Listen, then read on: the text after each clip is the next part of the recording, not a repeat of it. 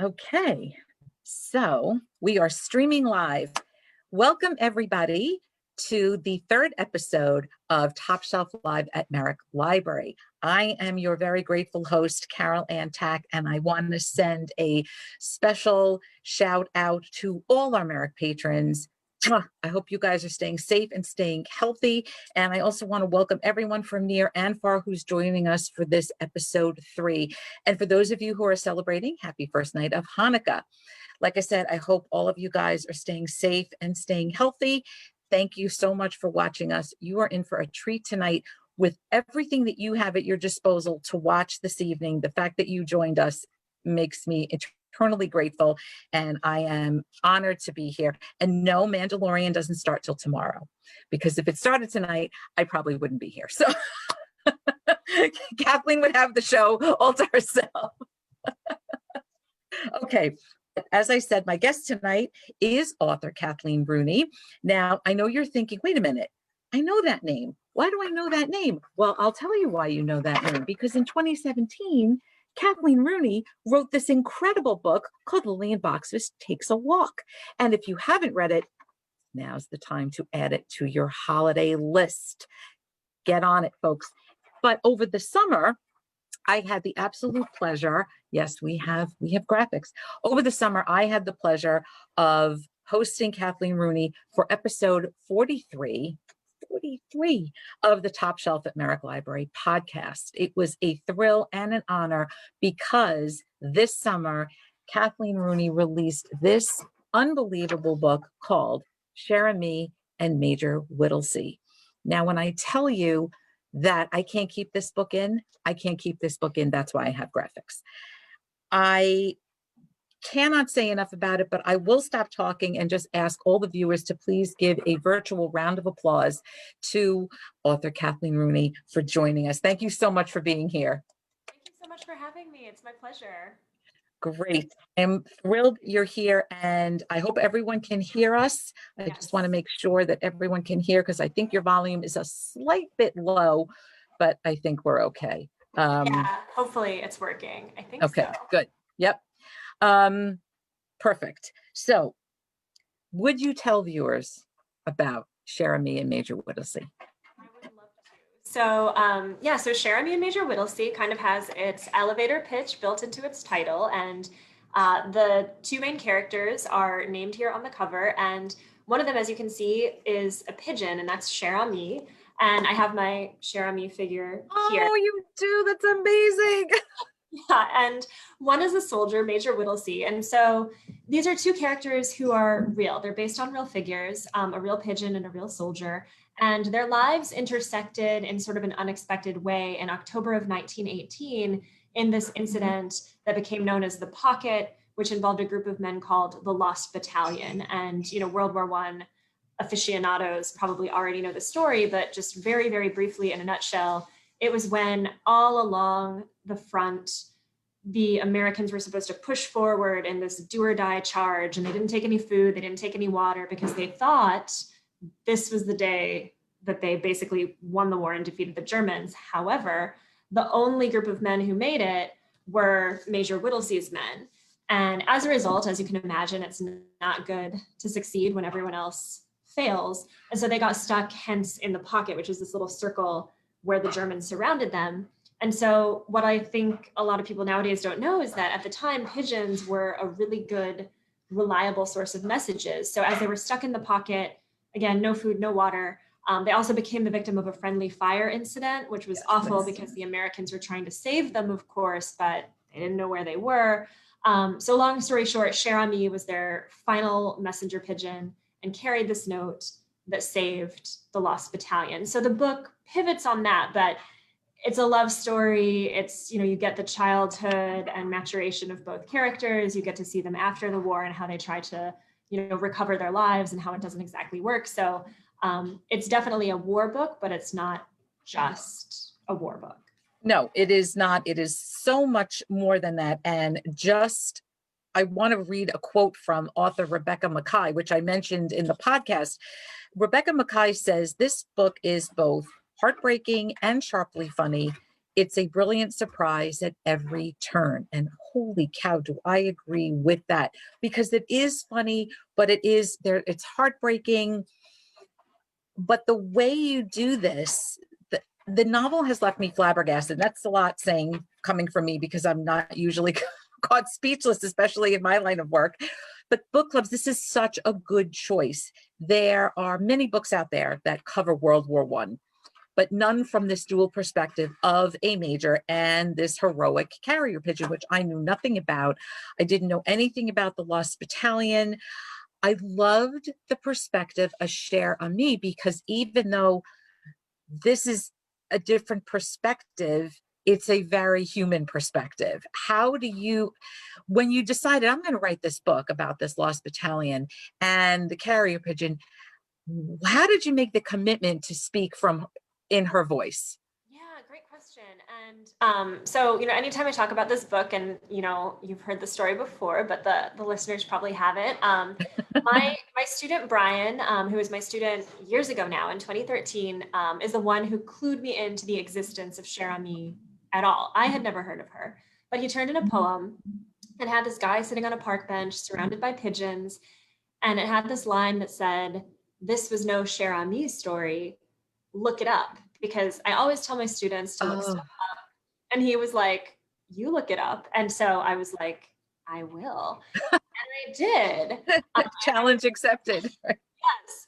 And I was so grateful to him, because when I looked it up, and this is just the most basic beginning of research, just like literally on Wikipedia, I found this story of this bird who was so heroic that they actually, when she died, they stuffed her and put her taxidermied body in the Smithsonian. So listeners, when it's safe, I mean, don't go now. Right. Smithsonian, and you can actually see her. So I think I would say that, from the moment that I learned that she existed at all, I knew I had to speak from her perspective, just because her story was so important and so like underappreciated. It's it is unbelievable because I am with her. So one of the things that's great about this book, viewers and listeners, is that you get a different perspective. And I will get to the Lost Battalion, but I think the best part, one of the best parts about this book, is that you get a perspective of a carrier pigeon. And I didn't know half of the things that I learned. Every day my husband goes out and he feeds the birds in the backyard. I look at the mourning doves differently. I look at the occasional pigeon that comes down, because the pigeon is very not what I expect. I mean, I think people think that they're mindless and they call them rats with wings, and they have all of these expressions for what a pigeon is, and that is so not true. Yeah, I'm so happy to hear that, because one of my goals is to help people look at specifically pigeons in a new light, but also animals. And I think a lot of people are animal lovers, and those are my people. But I think, it's important to look beyond, like, we love dogs, we love cats, they're amazing, but so are other animals. And I think the more I did research into pigeons, the more my mind was blown. And I've kind of become a wacky pigeon lady, so I won't go on and on, but just a couple of, fun pigeon facts that caused me to really have more respect for them, even as someone who already loved them to begin with, is they co-parent. So I learned that pigeons, and I feel like this is something that human parents could take notes on, Right. they always lay usually 2 eggs, and then they always take turns. The mom sits and then the dad sits, and they go back and forth. And usually it's sort of like a day shift and a night shift. And, one sits, the other goes away and gets food or does their pigeon business and comes back. And then when the babies hatch, both the mom and dad feed them, because both the mom and dad can Unbelievable. make pigeon milk, which is not, it's not mammals. It's not like humans do it. It comes from their throats, but they both do it. So they both very tenderly feed their babies. So those are just a few little facts of why I think pigeons deserve our admiration. Well, and truly, anybody who's an animal lover watches all kinds of nature shows and this Planet Earth and all of these other things, but they never do coverage of pigeons. So I guess it's I guess somebody needs to get on that. I don't want to spoil any other part of this book, but I loved Cher Ami's voice. I love the dual perspective, these dual narratives. I adore Major Charles Whittlesey. He is a gift. You have gifted readers his character for the holiday season. I know the book came out in the summer, and summer has just been chaos, and it's chaos now. But I feel like even when I was rereading it to prepare for tonight, he is such a gift. I mean, I adore him. I just thought he was amazing. When you do this deep dive to learn about him and present him to us on the page, I don't know how much source material you have to go through. Obviously, it's historical fiction, but how much source material did you have to illuminate him for us? Yeah. So I think, the good thing about Shara, me as a character, is like I could kind of just make stuff up past a certain point, because pigeons don't leave written records and pigeons don't have professions that we know of. But Whittlesey, there was a lot, and he was an intensely private person, but he got written about so much. So just a little bit of background on him, and then I'll speak to the material. But he was kind of this unlikely hero figure. He was the last person I think anyone in his immediate orbit would have thought was going to become arguably one of the two most famous heroes of World War I, with Sergeant York being the other one. Right. Because he was very shy. You look at pictures of him and his sort of outside matches his inside. He's very tall, he's lanky, he's bookish, he has these little spectacles.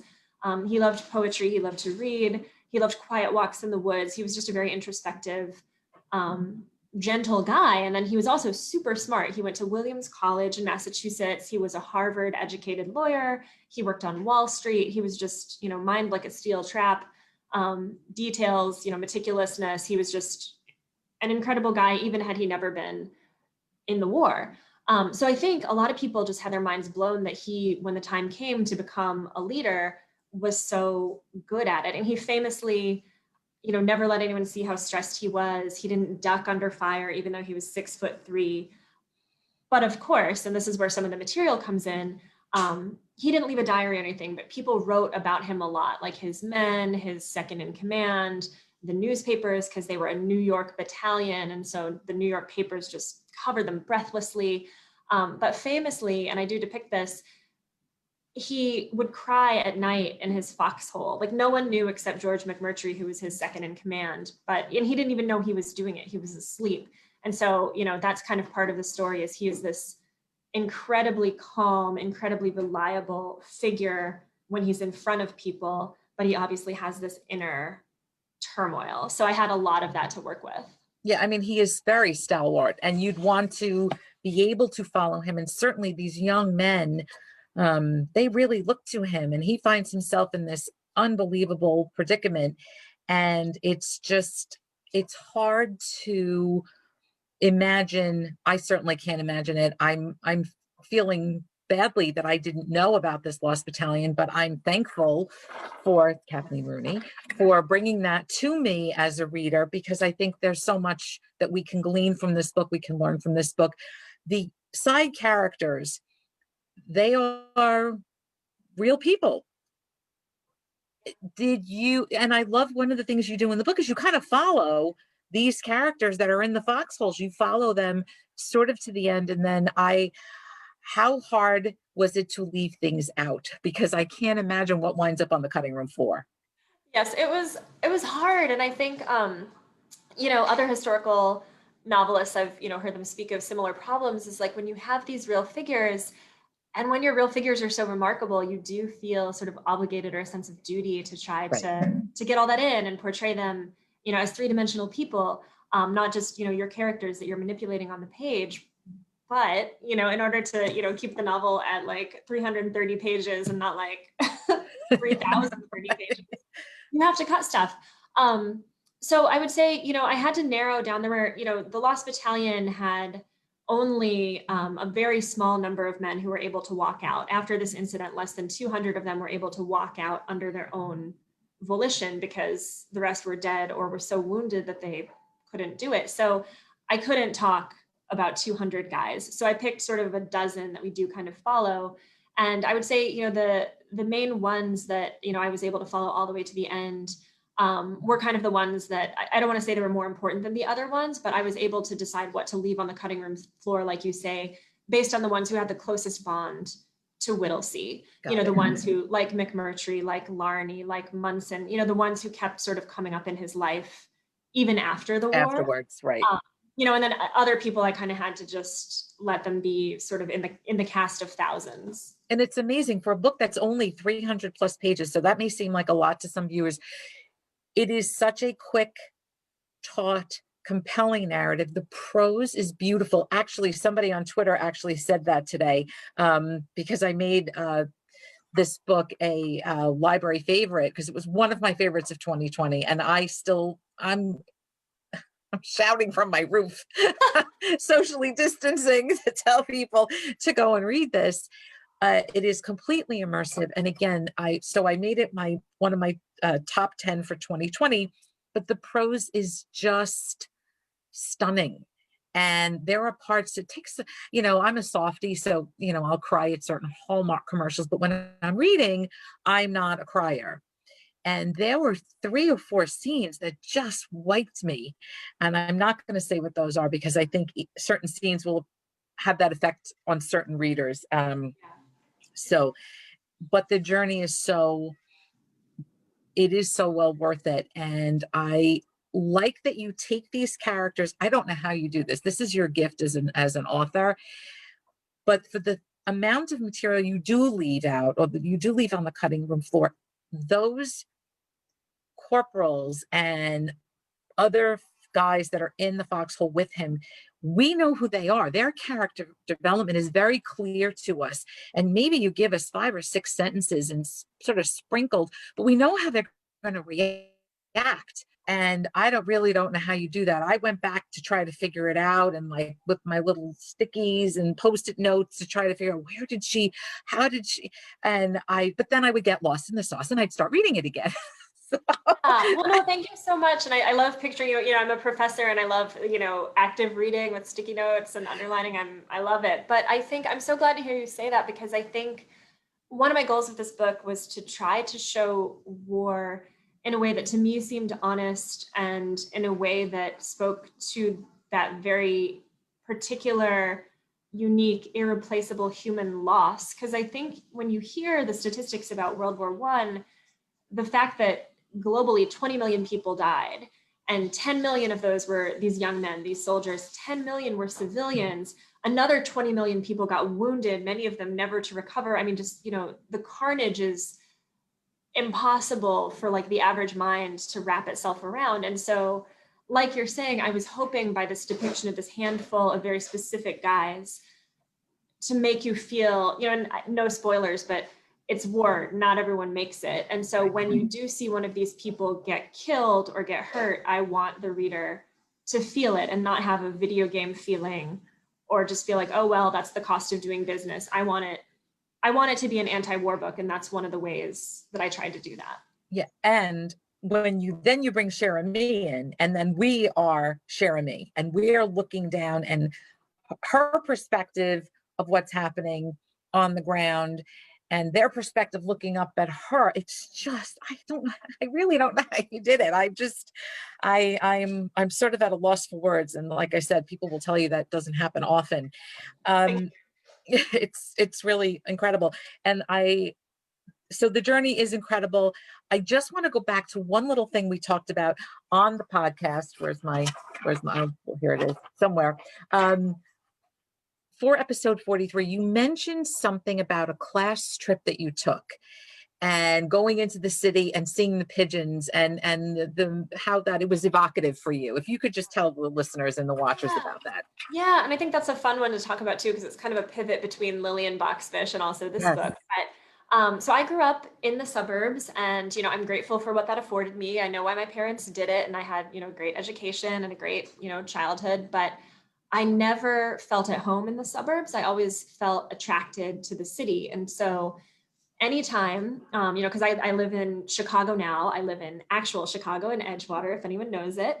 But, because I was in the western suburbs of Chicago, we would always, hop in the school bus and go to the Art Institute or the Field Museum.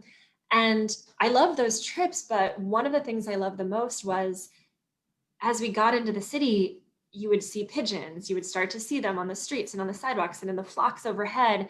And to me, like even in my heart as a little kid, I love them for themselves, but I also loved them for the fact that they meant you're in the city now.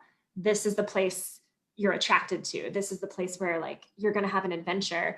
And I think, I kind of have in Lillian, I kind of give that feeling to Lillian too. It's like when you're a writer, even, obviously I'm not a pigeon, so it's not autobiographical. I'm not an advertising copy woman from the 30s, so I'm not Lillian Boxfish. But, you put parts of yourself in your book, I think. And that's a part that I definitely put in both books. And for those of you who came in late, this is the 2017, Kathleen Rooney's 2017 book, Lillian Boxfish Takes a Walk. She just so happens to take a walk all over New York City.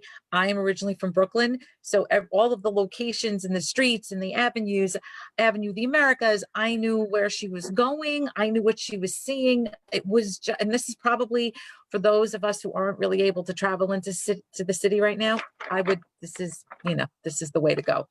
If while you're waiting for this to come back in 2020's book, you can do the 2017. And that's one of the things.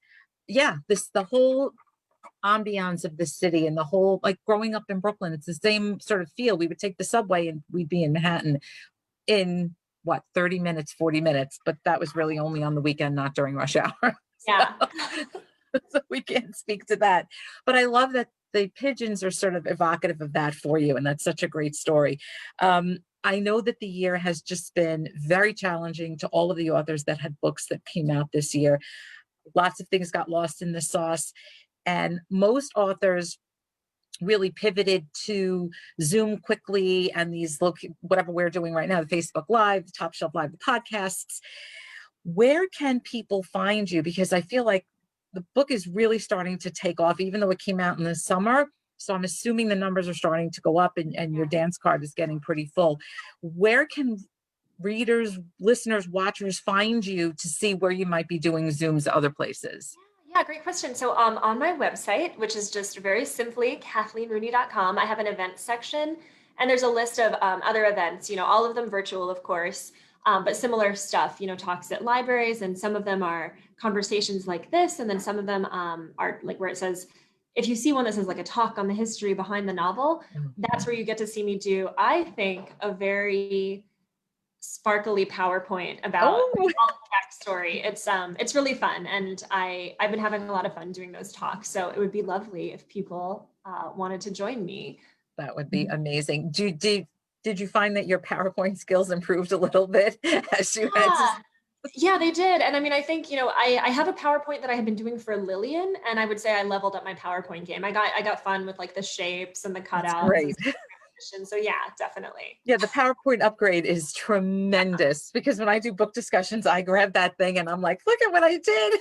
Totally. I didn't really do much. It is fun. And then 2 hours later, you're like, I have to go to bed. Yes. I have to go to bed. So even though this book is just out this summer, and it is abhorrent for me to even ask the next question, but you've put this to bed. So in your mind, this is the book is out, you're doing the tour. Have you started thinking about what you might like to do next? Yes, I love this question. And so, yes, my new book is one that I've been working on for a while. It's weird when your book, when Share Me came out in August, I couldn't really think about anything else. But now in December, I've been sort of putting the finishing touches on a new draft of a book that's about a silent movie star.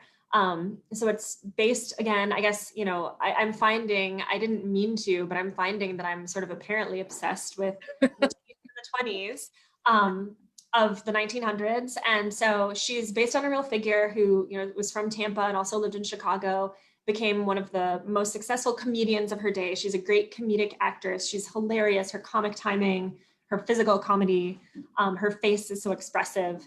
But she's forgotten now. So her name's Colleen Moore, if you want to look her up, and there might be some Colleen Moore fans. But she's always been my favorite silent film actress. And so it's about her. So stay tuned. My agent doesn't really know about it yet, because I didn't want to tell anything, because okay, what happens on this live stays here. No one will say anything. 2020 has been such a difficult year that I figure I'm going to tell her in 2021. So heard it here first. We won't tell her that any of this happened. Yeah. Right? Yeah. That's I love hearing that. I love that there's something else in the works. I like that you're picking that time period. I just finished reading The Cold Millions by Jess Walter, and there's just something about that turn of the century, which is right around the same time that you're talking about. His is more like 1909, 1910, 13, like in that time period in Spokane, Washington. But there's just something about that time period that I find myself drawn to. So you've got to, I'll just keep reading. You keep writing. Yeah. So before I let you go, because I realize, yes, you have to get out of here. So what started organically was that when I had my first guest on, James Wade, it was Halloween, and I asked him, gee, would you mind talking about some horror books? And it turns out that he is a huge horror book fan. So I'm a huge horror book fan and a horror movie fan. And then I asked Ann Kim, A.H. Kim, last month when she came on, and she told the funniest story about her brother making her read a Stephen King book.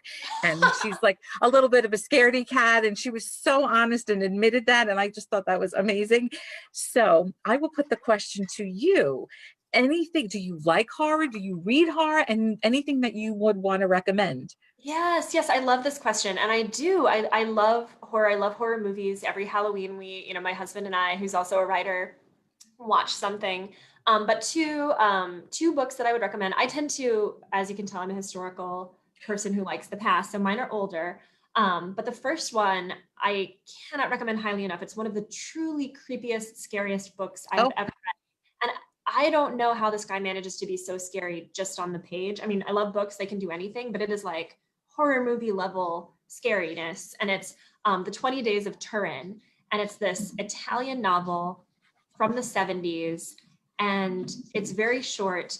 And I won't go on and on about it, but one of the most amazing things about it is he kind of imagines the internet before it happens, because there's this thing in it called the library where strangers can come and like communicate their darkest secrets to strangers out in the ether. So it's almost like it's Reddit or like, God forbid, 4chan. For sure. Yeah, right. Will start getting darker and darker, and that unleashes the rest of the plot. So I won't go on and on, but Could you just say the title again? Yeah, the 20 Days of Turin.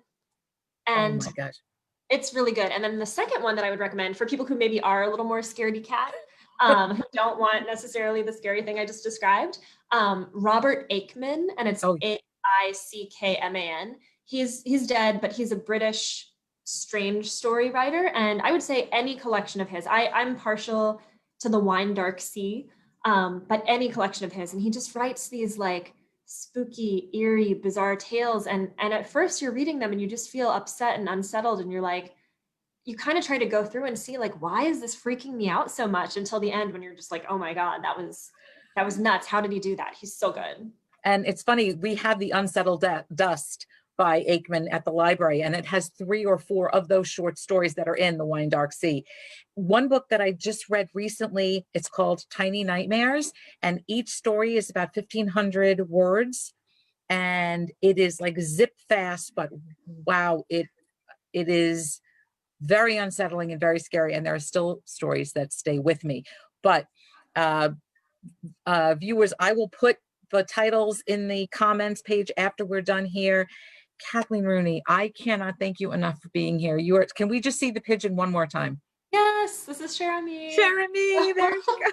And if you want more information or you want to hear more about this book, because we do go in depth in episode 43 of the Top Shelf Numeric Library podcast, you can find that on the podcast page.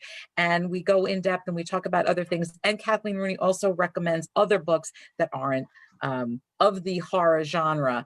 So if you guys want, check that out. And in the meantime, Kathleen Rooney, I can't thank you enough. Viewers, everybody out there, thank you so much for joining us.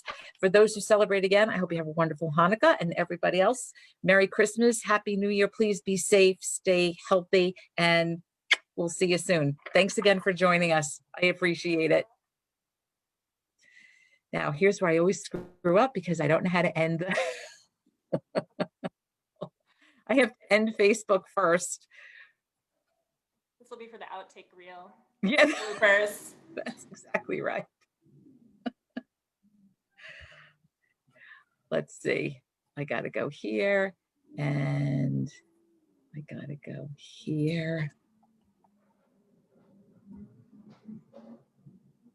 And